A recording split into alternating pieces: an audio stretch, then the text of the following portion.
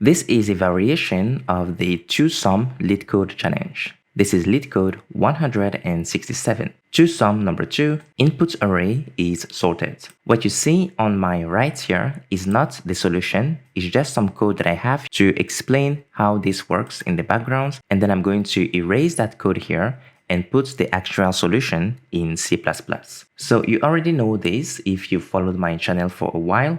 We basically have an array of integers. This time around, it's sorted in non-decreasing order. So it goes from 1 all the way to n. There might be some duplicates in the array. And we need to find two numbers such that they add up to a specific target number. In this challenge, the array is one index. It doesn't mean much. It simply means that when you are returning indices of the two numbers in the array that add up to the target, you're supposed to increment them by 1. Remember that in the previous solutions, we used a map and then we stored every number in the array and connected the numbers to their indices. So if I run this code here, what you can see, we have this map here, and I loop through the array, and at every iteration, I ask the number in the array as a key in my map and the index of that number as the value for the corresponding key in my map. So in here, 2, 7, 11, 15 is what you see here. 2 is index 0, so we see that the value is 0 and the key is 2.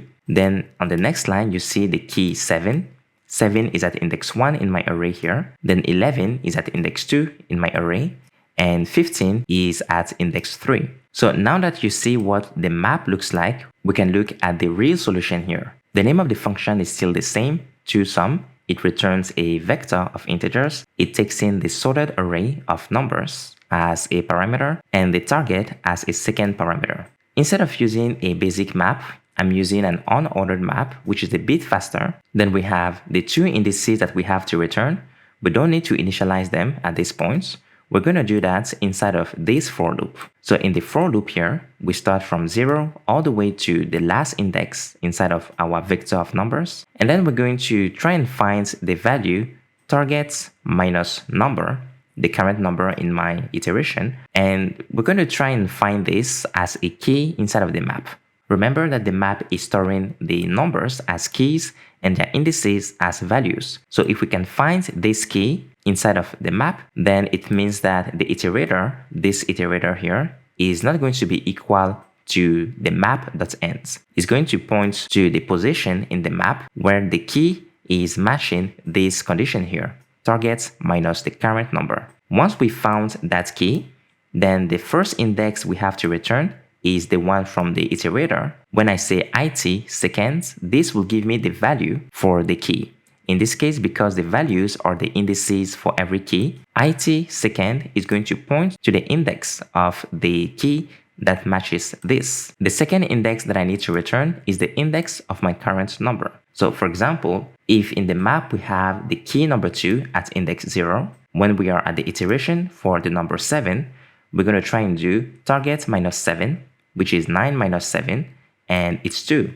In the map, we already have the key 2, meaning that we need to return the index for number 2. That is what we are doing here. That will be index 0, and the index for the current number in the iteration. So that is what this is doing, the current index in the iteration. Otherwise, if we didn't do anything here, then we can simply add the number to the map. And we can also say that when we find the position for the second number, we can just break the loop because we don't need to continue updating the map.